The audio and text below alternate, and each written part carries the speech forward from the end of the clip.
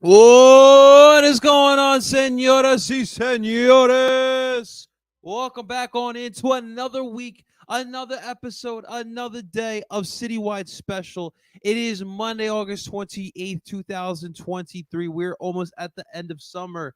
Yes, if you guys are new to this, I don't go by what the calendar or what they tell you is the end of fall, summer, spring, and winter. No. For me, the start of summer is the first day of June. The last day of summer is the last day of August. I always go by that. That is how I work.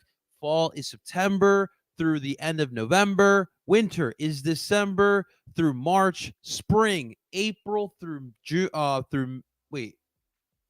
winter I cut in half. So half of March is spring. The latter part of March is spring.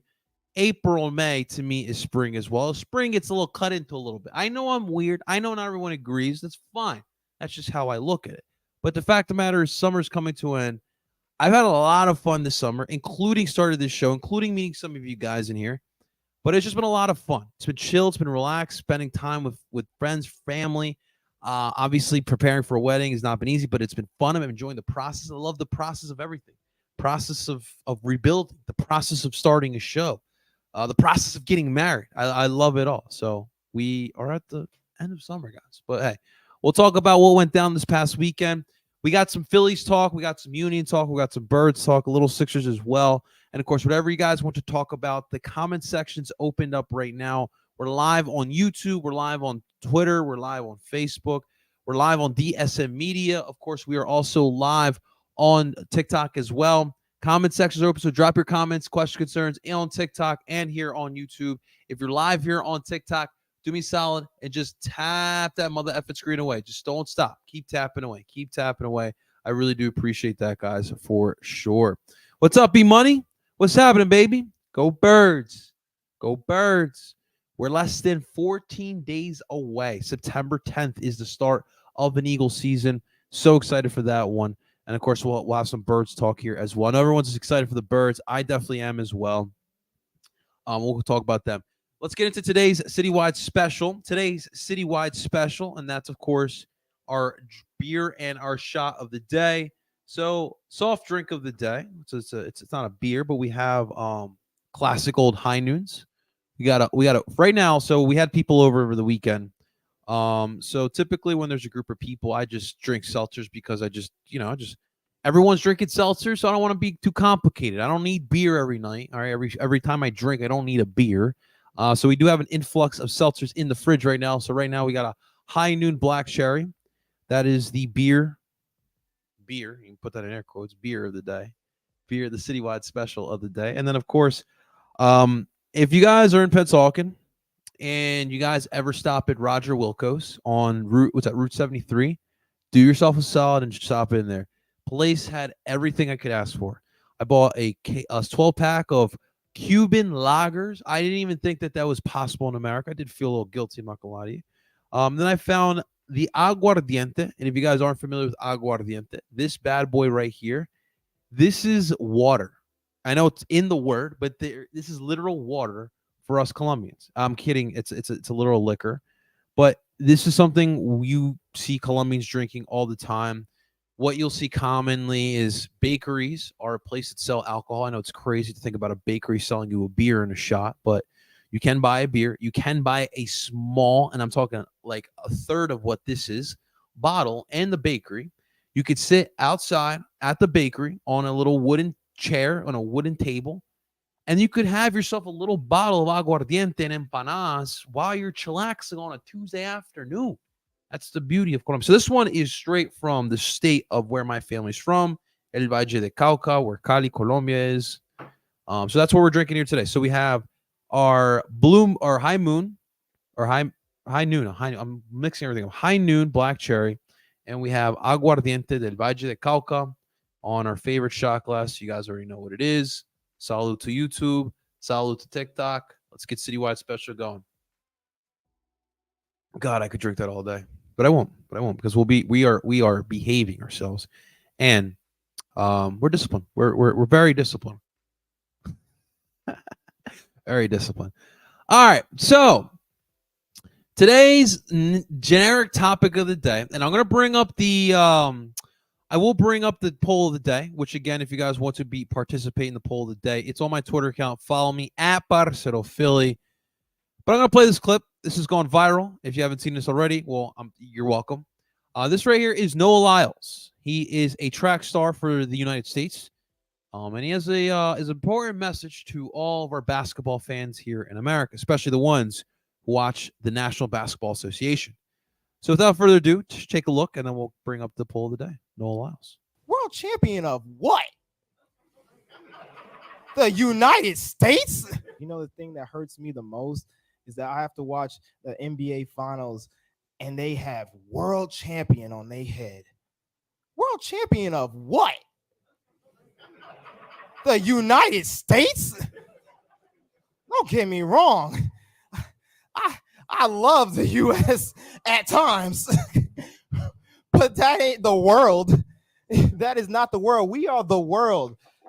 We have almost every country out here fighting, thriving, putting on their flag to show that they are represented. There ain't no flags in the NBA. World champion of what? All right, so that is Noah Lyles. I've been trying to look all day for what the reasoning of this is. And I guess it's the World Athletics Championship in Budapest. So I'm not familiar with the track world. Obviously, we have the Penn Relays. That's about the extent of my knowledge of how these competitions do work. But Noah Lyles obviously is going on a little bit of a tangent. Does sound like a little bit random as well. But here's the thing, right? So what Noah Lyles is saying is because of the fact that the NBA clearly represents the United States and one single team in Canada. So let's just put it this way. The NBA represents North America. If you want to throw Mexico in there, whatever. But at the end of the day, the NBA represents the United States and Canada. So his logic is that because they play only in North America, predominantly in the United States, that putting world champion next to, which at this point right now, it's the Denver Nuggets who just won the NBA championship. The Denver Nuggets should not be deemed the world champion because of the fact they play in the NBA that is only for North American teams, again, predominantly the United States. So that is the topic of today. And this is where I will bring in, this is the perfect segue here for our poll of the day. Again, you guys are more than welcome to vote here. It is on my Twitter account at Parcero Philly. And the question today is the NBA champ the world champion? And I'll repeat again. Is the NBA champion the world champion? Right now, over on my Twitter account, we have 27 votes. It just started. But leading the way with 66.7% of the votes is no. The NBA champ is not the world champion. Yes, has 33.3%, But people have spoken so far, and so far it is no. They are not the world champion. Here's my thought. Here is my take. Okay. The NBA is by far the best league in the world. There are other leagues, and there are some solid leagues around the world. The NBA has the best talent.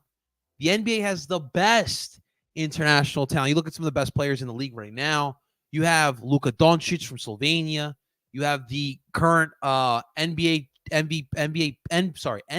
Finals MVP. Can't speak there. Nikola Jokic, who's technically from Bosnia, but he represents Serbia. Whatever. It's a different topic for a different day. Joel Embiid, representing Cameroon, France, whatever. Rudy Gobert, not one of the best in the league, but representing France. So many players from so many different countries now. A league is 100% more international than it was before, okay? But the fact of the matter is, just because Joel Embiid is from Cameroon doesn't mean he's representing Cameroon in the NBA. He is, but not in high, not legitimately, that's what I'm trying to say. He represents Philadelphia. He represents the 76ers. Okay, it's not a country, that's a city in the United States. I'm going to have to agree with Noah Lyles here. At the end of the day, the NBA is the best league. But until we can get some type of Champions League of basketball, where you get the NBA, the Spanish league, the British, I don't know if the British league has a league, give the best leagues in the world to play in this tournament, then no. The NBA champ is not the champion of the world. The NBA champ is the champ of the NBA, and we understand that that is the best league in the world, but it's still not. The Premier League is the perfect example. No one debates the Premier League is the best league in the world.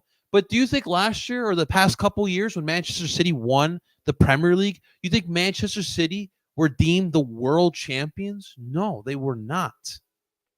They were not deemed the world champions. Who won Champions League last year? Don't fucking tell me who won Champions League.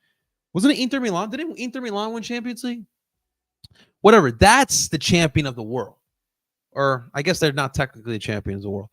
But whoever wins the League World Cup, the Club World Cup, who I think Real Madrid won last year, that is a champion of the world. But Champions League, if you win the Champions League, you're pretty much. And that's not the same as the NBA, because you're talking about Europe as a continent that's strictly dominated this sport. All the best players do play there. But if we're sticking with our argument here, then the winner of the League's World Cup, the FIFA Club World Cup, is the champion of the world. So I would have to agree with Noah Lyles. I understand that there is a little bit of marketing behind that as well. When you do say you are the world champion, it's the same thing with the Super Bowl. That's even funnier because realistically, how many countries actually play American football? I can tell you that there's probably less than a handful of countries that actually play and participate in American football. So it is an interesting topic. You guys can throw your opinions in there, but I'm gonna have to agree with Noah Lyles. I don't think that the NBA champion should be the champion of the world. What's up, Mike? What's going on, brother? Mike's checking on in here on TikTok. What's going on, brother?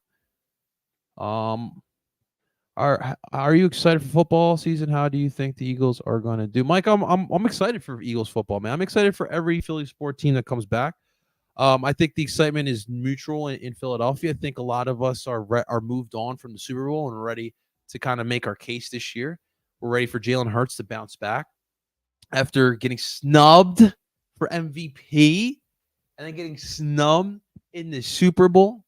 I think everyone in Philadelphia is ready, man. It's exciting, man. Dude, I'm sure you're excited. So Mike is a Jets fan.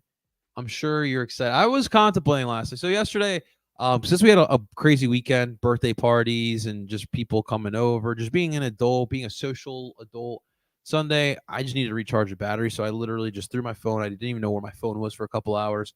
And I just relaxed.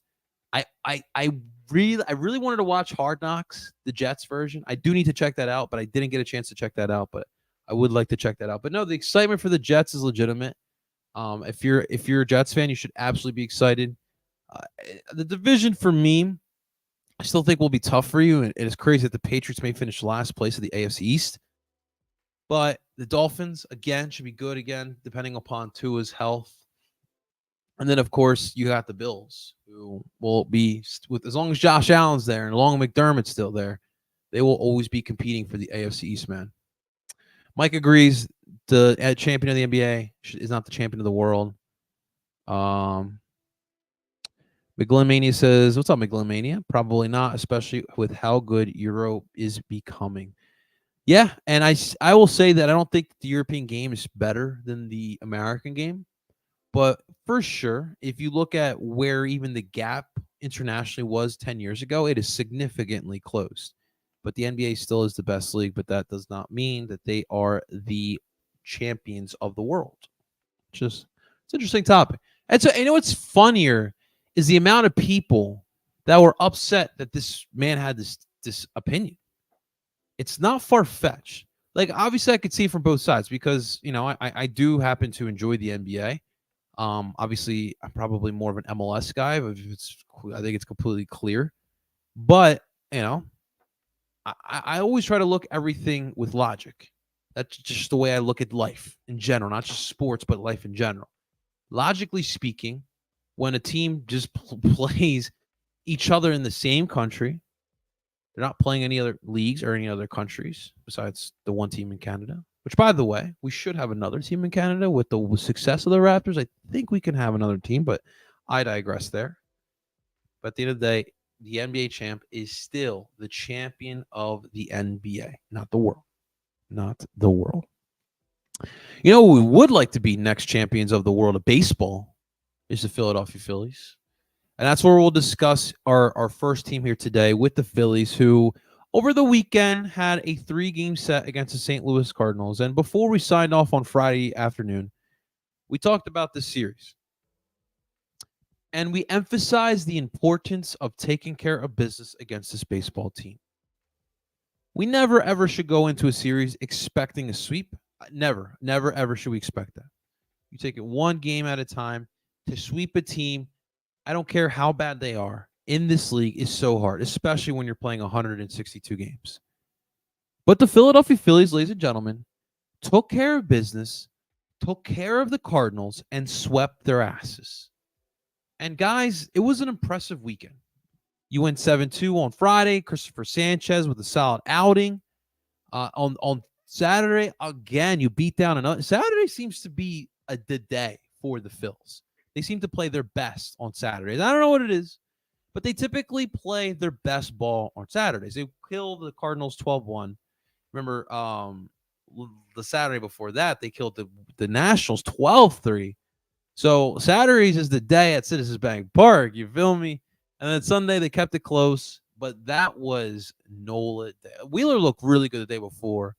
But Nola is more of the concern. And Nola looked really good on Sunday afternoon. And they sweep their asses, man. They really put themselves in a better spot. And we're talking about playoffs and wild card and solidifying the top wild card spot. That is what you want to see happening. Again, the Cardinals are not good, but we needed to act like a team that fucking belongs in the World Series conversation. That's what they really did, in my opinion. The thing that really stood out to me, and we talked about it here on TikTok here today. It's the top of the line or the rotation here. Zach Wheeler and Aaron Nola. They're clearly your top two pitchers in this rotation. And we all saw when they're not at their best, we saw what happened. We saw what happened in the World Series last year. Those guys didn't have their best outings, and we saw what happened in the World Series. These two are extremely important because I feel as if that everything else for this baseball team will fall in place. The bats and the runs will come, and you're seeing that happening. Bryce Harper, again, with a fantastic weekend. Ever since the All-Star game, 40 games, he's hit 49 balls, has a 329 batting average. 27 RBIs and 9 homers. Like he's been working. Kyle Schwarber has been on fire in the last 10 games. He's got a 329 batting average, 6 home runs, 10 RBIs. He's been 10 for 31. Trey Turner's been turning it up as well. So the bats never really are concerned. You'll have lulls throughout the season. That's just normal. That's baseball. The bullpen, I feel, will fall in place as well. You're trying to get some healthy body. Jose Alvarado looked really good this weekend as well. But to me, the starting rotation is important. You have two pitchers that are quality starting pitchers. some of the best in the league when healthy and when they're on. If those guys could pitch similarly to what you saw this weekend, I feel really good about it. I feel really good. And in turn, what that'll do, Ranger Suarez, I feel, will fall in place. Taijuan Walker will fall in place. Michael Lorenzen, which right now is their fifth guy, will fall in place as well. It's extremely important for those two to get it done, keep it coming, so that can happen. Nothing crazy happened this weekend. They everything really fell into place for this baseball team. They were hitting. The arms were on fire. Cardinals had no answers. It's crazy what's going on in St. Louis, man. It's funny because you got this huge like you got a bunch of young kids, and then you got like Paul Goldschmidt, and then Nolan Arenado. Shit, I didn't even check if Chris Carpenter's even fucking still there. But you get my point. You know, they just got rid of Yadier Molina last year. He retired after last year. So it kind of feels like the Cardinals are kind of going through a transition period. That's possibly why Nolan Arenado was heavily on that trading block, but we'll see. Now, here's what's in place for the Phillies. So let me just pull up right quick. So the Phillies right now have 72 wins after that weekend. Really put themselves in a good spot. I do believe the Cubs are right behind them with 69 wins in the wild card race. I do believe the Diamondbacks and it's Diamondbacks, the Giants, and the Marlins are competing for that last wild card spot right now. But the Phillies did themselves a favor, 2 up on the Cubbies.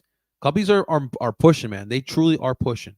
But this week against the Angels, so it starts today at 6:40, right? Excuse me, this week against the Angels. Here's what you're going up against. The Angels teams. This Angel team is clearly, and we've talked about this for the last 5 years, the Angels, again, are underachieving. And Mike Trout's going to be out probably for this entire series. Ohtani won't be pitching. He's dealing with that Tommy John. So they're starting to fall apart again. Now, you know me, you never, ever, ever say sweep, right? You just don't do that. It's hard to do. But this team should take care of business again. When we talk about consistency is something this baseball team has continued doing. We haven't really had too much of that. It has been a solid week, I will say. Last week was a solid week. They played every single day last week, and they only had 1 loss. So that's good. In 2 series, 1 loss. The loss came in extras where you had to come back. And you did come back, and you couldn't get the job done. So things are looking up for the Phillies, and I expect them to continue doing the work here against the Angels. Today, first game, 6:40 is the first pitch. We're going to have Taijuan Walker on the mound. Taijuan takes the mound again here. He's going to go up against Lucas Giolito. I think he's a paisan. Hey, Maron. How about you give the Phillies a couple nice little headers here, huh? We all can go to the Italian market and get ourselves some cannolis right after with espresso. I love espresso, dude. I'm a freaking fiend. I'm talking fiend for espresso. What's up, TikTok? Keep dropping those comments. I appreciate it, guys. What's up, Philly Ultra? What's going on, man? Hey, Philly Ultra's going to the Philadelphia Phillies versus the Mets. Yeah. Let's go. I like that. That's fun, man. Good shit, man. I like that, dude. When is that game? I'll have to look into that. I have yet to go to Phillies and Mets. I know it's crazy, but I have yet to go to Phillies and Mets. I have yet to watch all of the. What's it? We got 30 teams now in the MLB. I've yet to watch them all. What about? I watched the Marlins. I watched Yankees. I've watched Nationals. I watched the Mets in person. I've never watched the Mets here in Citizens Bank Park. I've been up there, Citi Field. I even went to a random game because that's when I lived up in North Jersey. What else have I seen? I think that's it. What have I seen here? I've seen the Pirates. I've seen the Cardinals. And I think that's it. That's all I've seen here. I a lot of teams I still got to see. Got to see the Reds. Got to see the Cardinals. Got to see the Gubbies. White Sox. There's an array of baseball teams I still need to watch, man. Ure Redemption Arc. I like that, man. So we'll talk about Ure and the Union in a second, that they're up next here. So you know what are the best cheap places to eat in the stadium? I don't honestly. I don't really buy in the stadium, and typically when I go to stadiums, I don't really buy beer either. What you can do, I don't know if you could do this on the weekend games. What I did for the game that I went to this year, I didn't really want to eat too bad. So I, like typically, like if you're going to the game, like go bring some hoagies, bring some pizza, something like that. But I really didn't want to eat too bad, so I made some like healthy chicken wraps. Just grabbed some rotisserie chicken, pulled that bad boy, grabbed some salad mix, some spring mix in there, some cucumbers, tomatoes, a little balsamic vinegar. Just kept it light. Protein it up. So I made wraps. I brought that into the stadium. As long as everything's in plastic and wrapped up in aluminum or ceramic, you can bring food into the stadium. Now, I don't know if that's a weekend thing as well, because I think there are different rules, but you can bring in food. That would be my recommendation. But if not, dude, there's a large staple of different options out there. Obviously, I'm biased because I did grow up going to Ocean City, New Jersey. So, Mac and Manco pizza, it's fucking good. Still good. I think it gets shit on too much too, by the way. I think you guys need to take it easy on the Mac and Manco. It's a good slice on the boardwalk, man. I'm not like the thing is like on the boardwalk, I'm just expecting a greasy, tasty slice. It's what it is. I'm not expecting this pizza to knock me off my socks. I'm not expecting some gourmet. I'm just expecting a pizza to take on my hunger. That's all. It's good slice. It's a good slice, man. September 24th. Okay, I'm gonna keep that in mind. September 24th. We got about a month of that. All right. Actually, I won't be here. I will be in Austin. I'm gonna miss. So that weekend, if I'm not mistaken, LAFC is also in Chester. So I'll be missing a lot that weekend. Fuck. For real, man. For real, dude. For real. I will look it up. If you could do that on the weekends, I would definitely just recommend bringing food into the stadium. As long as you wrap everything up, put it in a plastic bag, you're good to go. Me and my fiance did that. I loved it. I loved it because again, it was a Monday. I think we went on like a Monday night too. Like I'm not trying to feel like shit after Monday night. I got a whole week of work to go through. So for sure, man, for sure. All right, let's talk about this Philadelphia Union, huh? The Union over the weekend got back into play. It felt good to be finally back into action in MLS play. Enough of this Leagues Cup talk. Obviously, they're going to talk about Messi. There's nothing we can do about that. And the fact that I'll start off with this. The fact that it took Messi for the Red Bull to sell out Red Bull Arena for the first time. Like they've had sellout crowds, not for a Red Bull MLS match. And that's the sad part about it. Like I tell you guys all the time, I go up to Red Bull Arena every year for the Colombian international match, which I don't think they're going to do this year, by the way, which is crazy. But for like the last 3 of them, I've gone. Okay. Colombian soccer sells out that bad boy. And typically, like we played Guatemala the last time, we played Ecuador. The first time we played Costa Rica that I went to. Every time we do these matches, we sell them out. We sell them out, bro.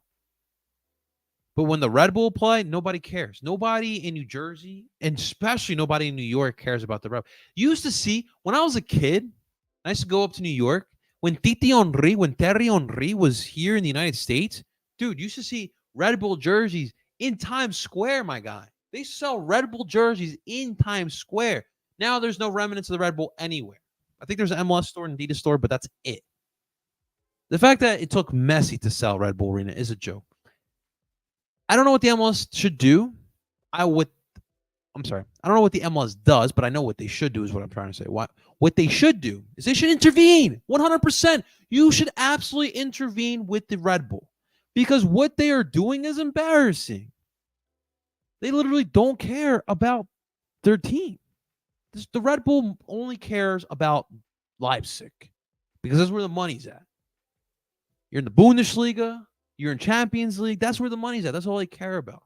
Salzburg in Austria is more important than New York. How is that possible? You're the number one market in the world. How is that the case? I'm being dead serious. Fuck the rivalry. Like fuck the Union Red Bull rivalry. Speaking as an MLSer, for all these people who are like, yo, Messi's so good for our league, we'll keep the same energy. The Red Bull's terrible for our league. Get these bums out of our league. You people want more players like Messi to come in this league? Miami can't take on all these players. Both LA teams can't take on all these players. You have two teams in the biggest market in this country failing miserably. Now, I will say this: NYCFC, they seem to be heading in the better spot if the stadium stuff goes through. If it does, then we're talking something different. They need to put together a better market or better club on the pitch. But although they did win MLS Cup, that does solve a lot of things. The Red Bull don't have that to hang on. All right. But I just have to put that out there because I know Messi's going to bring big crowds. Like, I'm not stupid. But the Red Bull need to change, man. They need to change. It's just embarrassing. But regardless, Union in DC, we take care of business. We destroy DC 3-1. The Union were able to get some goals. Ure in the 5th minute. McGlynn in the 13th, and then Daniel Gazdag converts another penalty kick in the regular season in the 38th minute there. Excuse me. And then Di Pietro gets a reconciling goal in the 88th minute, but at the end of the day, the Union looked like the Union in this matchup. And what do I mean by that? I saw a physical team, I saw a fast team, and I saw a team that controlled this match from the start. And those are all things that you always see from this club. The high press, that first goal you saw by Urre, that was all off the high press. Something I really haven't seen being executed at a high rate like I've seen prior that I did on Saturday. The Union destroyed the DC midfield. Like, they literally ran through it. The Ed Brujo assist to McGlynn, the fact that he was able to bring it up from that far, I mean, come on, bro. Hopefully, Ed Brujo is fine. He did pick up a knock on Saturday. Now, according to, I think it was on Twitter or Instagram, he did put out a post. He should be fine, which is good, which is important. You did line up into the 4-4-2 diamond again. I'm pretty sure. Pull it up here. 4-4-2 diamond was back again. You guys, we talked about it before we signed off on Friday. Jim talked about it in the presser. The 4-4-2 diamond is still the strongest formation here for the Union. And I agree because I just feel like they attack better when they're in that 4-4-2 diamond. It's just weird. It's crazy because they stick to their principles. The pressing, the compact midfield just makes it tough to attack or defend for the opposing side. And now that you've found kind of your alley replacement, this is something we've talked about in the beginning of the year. What's going to happen with this team when Ali retires? And that's one thing we always ask. Well, now it seems like we have the answer. When Ali retires, you have your Jesus Bueno, who has been performing lights out, man. It's been a blessing to watch. McGlynn on the left-hand side. I mean, I'm sorry, but McGlynn over Flock. Flock has lost a spot. This diamond midfield, to me, is the best diamond that this team has had, even with Ali. Martinez at the 6, McGlynn and Buenos are shuttlers, and guys like, of course, the tip. And then what's even better is that now what you can do is you can have Flock, you can have Ali Bedoya coming off the bench. I love those options coming off the bench. You could put Joaquin in there if you want. Still don't know what his role is. What is Joaquin Torres' role exactly? Listen, I'm not saying here that Ernst has had some busts, but he has missed a little bit here on the MLS market now with this past year. And it's something that we really haven't seen from Ernst, right? Like, Ernst has been able to knock out this market, and he really hasn't been able to do that. No Ty Barribo in this one. We didn't get a chance to see him in this one. But Chris Donovan comes and plays plays a little less than 30 minutes in this match. And then in the next day with Union 2 against New England, my dude shoving dudes looking like El Bruno Martinez, my G. Okay, Chris. Okay, Drexel. We see how you do out here, Drexel. Shit. That was funny, man. That was absolutely funny. But no. Another point. Yes, the midfield played fantastically, but that front three, Gazdag, Carranza, Ure, they're back. And what we always talk about, when those guys are on, it's hard to stop. And they were wrong. When they're on the same page, it's going to be hard to stop them. It really is. When they're on the same page, especially on a counterattack. You saw that Urre goal. That's what I'm talking about. That's exactly what I am talking about. So I'm proud and I'm happy for this team. Gazdak now tied second for most goals all time. He needs 14 goals in MLS play to tie Sebastian Letou. I don't think he does it this year. I think realistically he can probably knock out maybe 5 more goals until the end of the season. Season ends, I think, beginning of October. And then Andre Blake, if I'm not mistaken, he got the most caps in Union history. I'll double check here, but it was a big more history being earned here for the Union.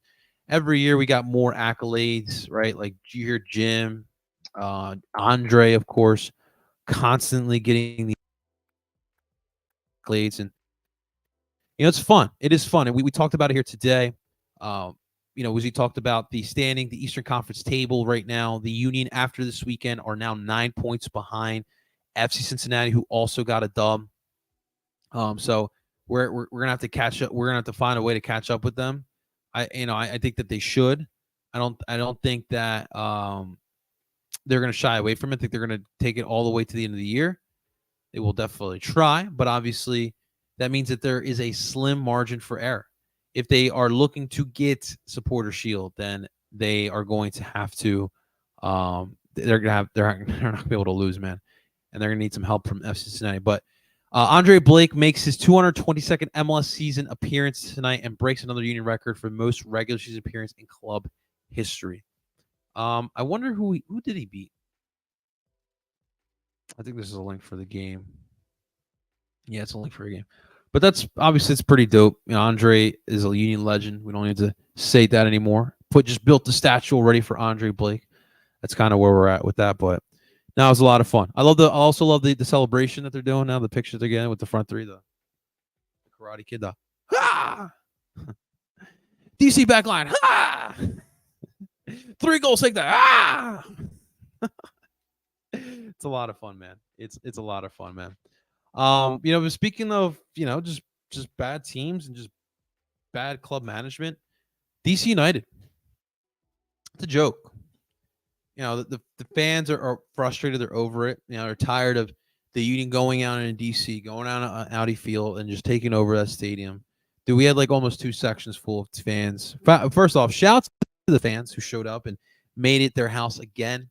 Our house in the middle of DC. Hey, Elijah went down there. What's up, Elijah? I didn't see you in there. DC away day was fun. Beautiful stadium. It is a beautiful stadium. It's downtown, right? It's like right on the outskirts of the city. It's modern, but the club is just is a disaster. If you checked out Duke by the River, which you still can check that out. Last week we had on Between Clean Sheets, better known as Cheyenne. Cheyenne, kind of talks about just the mishaps of the club, just not understanding fan culture and not reaching out more to the fans and not teaming up. Like the fact that they don't team up with content creators is fucking wild. I'm blessed that the Union have worked with content creators like myself because they understand the importance of growing this league. And if you don't work with these independent content creators who do spend the time to make content for your team, then what are you doing? How are you supposed to grow your club? It's a joke. They put on the billboard once the game's over. Thank you to the supporters. The supporters are gone, dude. They don't care. They're over it. They just dealt with we talked about the Taxi Funta situation, the way they mishandled that. It's another club. And by the way, this past week they came out with the top 5 most valuable MLS franchises. DC's in the top 5. How? How is DC United the OG dynasty? They were the OG dynasty. They dominated in the 90s. And now they are a joke. Makes no freaking sense. It does. I mean, hindsight, maybe it does a little bit when you don't keep up. You don't see what's going on around the league. You don't look at what the Philadelphia United or Atlanta United or LAFC. That's what happens. You're hoping that Wayne Rooney saves your club again. And good luck to you. Good luck to you. Anytime, man. Anytime, bro. Dude, yeah, if you guys ever go to, especially a weekday, I don't know what the weekend rules are, but if you go into a weekday baseball game, bring the food, bro. Bring the hoagies. Just make sure it's something you can throw out, a plastic bag, wrap them up individually. But for sure, man, it's cheaper. Dude, stadium food is ridiculously priced. If only you can bring beer. Actually, I brought in seltzer. I brought seltzer. I'm pretty sure I brought in seltzer water. I'll ask my fiance, but I'm big on the seltzer water because I like the fizziness and I like to hydrate myself. So I brought those in. I brought 2 cans, one for me, one for my girl. So yeah, dude, just look it up. I'm pretty sure you can do it. Just Google it. They should force. They should. But since this is an American league, I don't think they will be doing that. Bring back the Metro Stars. Bring back anything. The Garden State FC. I don't care. Bring just something new, something that fan base can correlate to. There's still like a huge group of fan base that correlates to the Metro Stars. After all these years, that is pretty wild if you think about it. NYC, yes, I mean for sure we can debate who's the bigger rival, but I mean if you ask OG Union fans, we hate the Red Bull. It just was always like that, and they always used to kill us, man. It wasn't fun, man. Whoever just sent me the rose, I appreciate those roses. Thank you so much. That's really kind of you. I appreciate that. Wagner also might stay for 1 more year, so he can join the USMNT. You want him on the USMNT? Is Wagner who's the fullbacks for the? You know me, I don't watch the USMNT. Who are the fullbacks for the US here, man? I mean, it does look like Wagner might stay. We'll see what happens in the winter window, but it does look like he may stay here, man. What's up, Jose? What's going on, man? One press member I know did get denied entry to the game. Why is that? Got sorted out, but was more hassle than it had to be. Jose, I heard similar stories as well. And that's the point. Like, I understand security measures. You know, when you do apply for a press pass, there are some questions that they do ask you. It's all for security bases. But it's game day, right? If the guy's there, I mean, I don't know the situation, but typically, like most teams, they send you the email confirmation. They give you instructions of what to do. If you show up, I can only speak to the uni. Show up, your name should be on there. If not, dude, boom, email. Let's go. All right. But I listen. It's DC. They get a lot of things wrong these days, especially racial abuse. Apparently, Ray Gaddis recorded. Finally got beaten. Oh, I thought you said he finally recorded a goal. Oh my God, I was about to say, what? I'm gonna riot right now. Yeah, dude. I mean, if it was going to be anyone to break Ray Gaddis's record, fucking Andre Blake, man. Fucking Andre Blake, bro. I wish Union TikTok was engaging more with the Union TikTok community. I agree. And you know what I also wish? Because I know the Union Twitter community is huge. I wish a lot of them will come over to TikTok. Because I love Philly Ultras. I love McGlynn Mania. I don't know if there's any other people. But dude, that's soccer. Soccer is a community thing, dude. You know, that's what we're trying to do here, man. More of a press box was too full situation. But Jose, I mean, again, I can only speak for the union. You see the applications you have, you put together the seating chart, and heck, let's just say it is too full after creating the seating chart. You know, send over a little email. Be like, I apologize. We're a little full this week for this match. Maybe we can put you in a different spot. Something. Accommodation. Like, I mean, correct me if I'm wrong, Jose. That stadium was not full, right? On Saturday night, stadium was not full. Figure something out. You know, it's exposure for your club. And by the way, nobody cares about DC United in DC. In a city where the Commanders are a freaking joke, right? The Nationals are rebuilding, right? The Wizards are rebuilding. Kind of a joke a little bit as well. A little bit. DC, a joke. The biggest, like, legitimate organization in DC is the Caps. And they're probably going to have to rebuild soon, too. You need to gain more legitimacy in your freaking city. And you're hurting yourself. Obviously, putting a winning product out there helps, but clearly you can't do that either. It was absolutely crazy, man. Absolutely crazy. Um, there's a lot of Union fan accounts. Where? What? I'm making Union content all the time on TikTok, man. I'll be honest. I don't know if many people make a lot of Union content the way I do. Not tooting my own horn, but I'm just saying, where are these fans? I would love to meet them. I would love to meet them. Bring them my way, please. We're always trying to meet people. Hey, just got my tickets to watch Blessed. Let's go. Let's go. Can't wait for that one. El Barrio Antioquia. All right, let's move on to the birds. I want to move on to the birds here. It was an interesting weekend. Obviously, we have less than 14 days to start of Eagle season. Let's fucking go. Excited for that one. We're trying to make plans, man. We're trying to make like opening day is a holiday for the Eagles. It's the biggest holiday of them all, bigger than Super Bowl. Now, obviously, for teams in Super Bowl, it's a different story. But opening day for the NFL is a fucking holiday. I'm so excited. We're gonna get things planned out. You got to get the food right, the spot right. We might do an Eagles beach tailgate, which I'll tell you guys how to do that. Because I'd love to see you guys out there. More information about that later.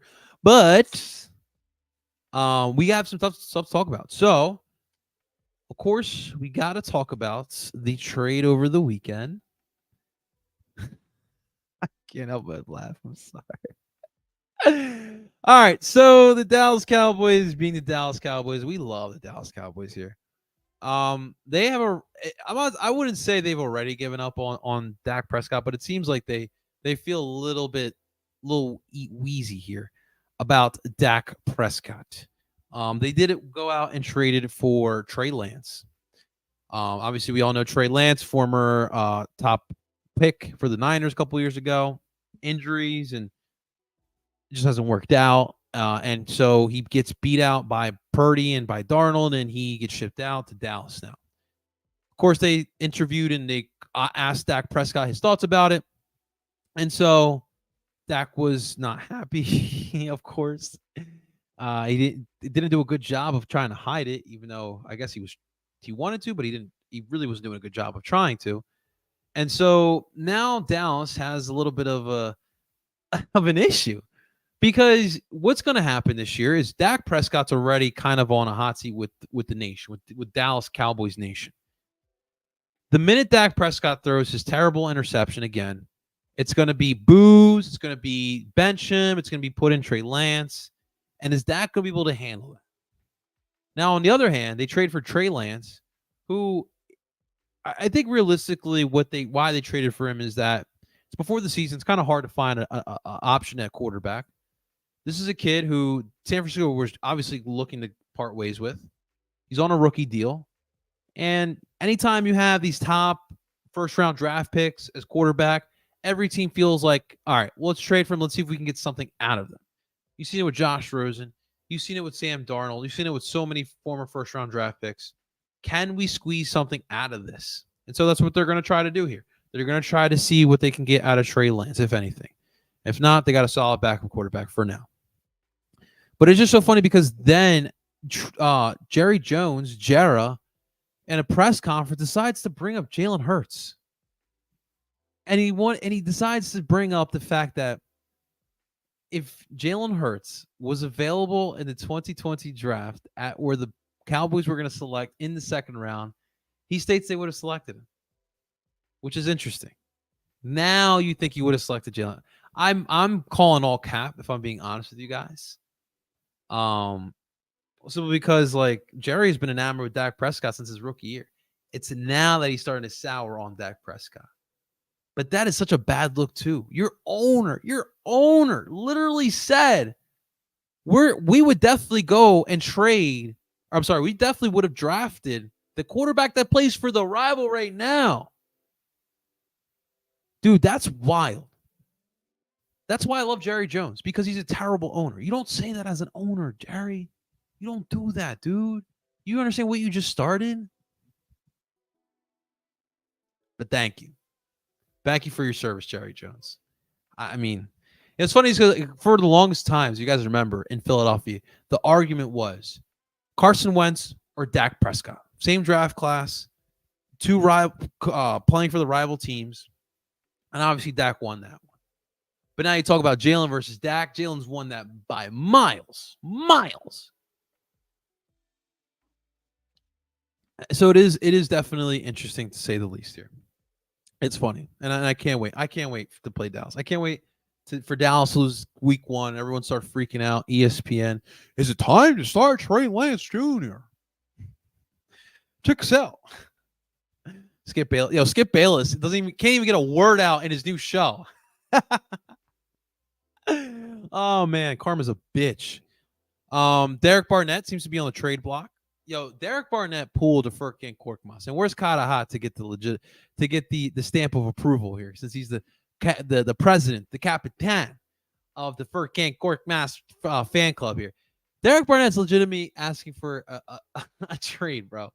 This man literally gets more penalties than he does tackles, and he wants to ask for a trade. He wants more playing time. He wants to be more involved in the team. I mean, if you're the Eagles, you don't trade him because of the depth. Because Derek Barnett's a solid piece to come off the bench as a backup edge piece, or however they want to line him up in this defense. So it's not going to happen. But I think it's just funny that Derek Barnett would legitimately ask to be traded because he wants more playing time. That's funny. That is absolutely funny. Trey Sermon also seems to be in trade talks. Keep an eye out for both Derek Barnett and Trey Sermon's names. They've been circling around a lot towards the Jonathan Taylor trade, which I still don't think that'll happen, but keep an eye out for it. And that seems to be what's going on. And then there's a lot of talk right now about the season ticket holders gift right now. So if you guys aren't familiar, if you're not season ticket holders of any sport, typically sports teams, if you're a season ticket holder, will send you a package, kind of like a thank you. There's like a calendar in there, some good stuff, some gifts. The Eagles this year decided to do the calendar, a flag. I think there's some coupons in there, some random stuff, but it just did seem like they last minute threw some shit together and then just shipped it out to the season ticket holders. I'll say this. I can't legitimately have an opinion about this because I don't have season tickets. I don't pay that ridiculous money for season tickets, so I really have no room to talk. The people who do spend the money have every right to feel the way they do. From my understanding, from what I've seen throughout social media, most of the season ticket holders are fine with what they've got. Okay, so it is what it is. If I was a season ticket holder, I'd be pissed because they do pay a lot of money to have these season tickets to get the gift that they had. Like there was no effort, there was no thought into these season ticket gifts. And it is definitely interesting. Typically, the union will send like a T-shirt, a bag, a scarf, stickers, stuff like that. The calendar's big because that way you can hang it up and it's magnetized. So that's always huge. But it is truly interesting here, man. But now, man, what do you guys expect? If you're a season ticket holder, what would you guys expect? Let me know. There's a lot of accounts edits like Union VSP, or at to check out Union VSP. Where all the Union fans at? Where are all these Union accounts at? Definitely want to check that out. I want to end here with the Sixers today, guys. I have a question here. So I'm trying to move on from this James Harden bullshit, right? Like Tyrese Maxey said, it's not like we haven't dealt with someone requesting a trade before, which I think was a little bit of a little bit of a shade thrown at James Harden, which is perfectly fine. I'm with it for sure. The rest of the city, I'm sure is definitely with it. But how's this roster going to look? How is Nick Nurse going to get the most out of this roster? You got Joel Embiid, who it feels like any day now he could be asking for that trade request. How are we going to win games? How are we going to get past the second round if that is the goal? I keep seeing a lot of videos of Jaden Springer, Jerkavian Smith, D'Anthony Mellon. They recently were all just training with Rico. What's his name? Coach Rico, the new assistant coach here. I'm blanking right now. On the new assistant coach here for the Sixers. And they look good. Obviously, it's workout stuff. So, again, we can't look into that too much. But what are the chances that Nick Nurse pulls some more of his magic? Nick Nurse has been known to develop guys. I don't think if it wasn't for Nick Nurse, you would have known about a guy like Chris Boucher, a guy like Pascal Siakam, a guy like Fred VanVleet. A guy like OG Anunoby. Maybe Scotty Barnes is a player that he is today. Like, he's developed a lot of young talent. Sixers have these pieces here, especially in the G League. You've heard Nick Nurse, kind of working diligently and closely with the G Leaguer. Like, could Nick Nurse be looking to put together some of these younger players, some of these G Leaguers? What if we get a backup out of Tre'Quavion Smith and Jaden Springer? What if D'Anthony Melton becomes a consistent player, both ends of the court? I'm curious about that. I'm curious if that is something that Nick Nurse is going to implement this year. Obviously, starting lineup probably is going to be Joel, PJ Tucker, Tobias Harris, D'Anthony Melton, Tyrese Maxey. The depth is a question mark for sure. I've loved some of the stuff I've seen from Tre'Quavion Smith and from Jaden Springer, but what exactly do we have? And I'm curious to see if Nick Nurse develops something out of that. We shall see. All right, let's before we sign off, let's see the poll at the moment. Again, the poll of the day. Is the NBA champion the world champion? And now we have 7 more votes. We have 34 votes now. Still leading the way with no is 64.7%, and yes has 35.3%. So people don't believe that the NBA champ is the world champion. You guys can still vote. It's on my Twitter account at Parcero Philly.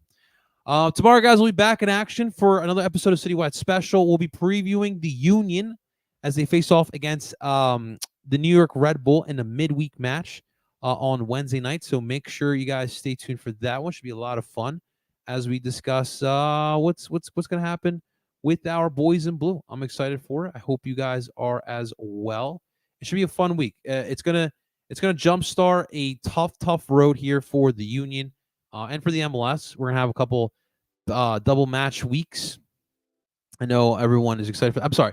Wednesday we play Toronto. Saturday we play the Red Bull. I apologize. Wednesday we will be in Toronto for a midweek match. Guys, it's going to do it for today's edition of Citywide Special. I appreciate everyone tuning on in. Thank you so much for hanging out with me. We'll be back at it again tomorrow. Make sure you guys stay tuned for that one. Until next time, I go by the name of El Parcero Philly or JP.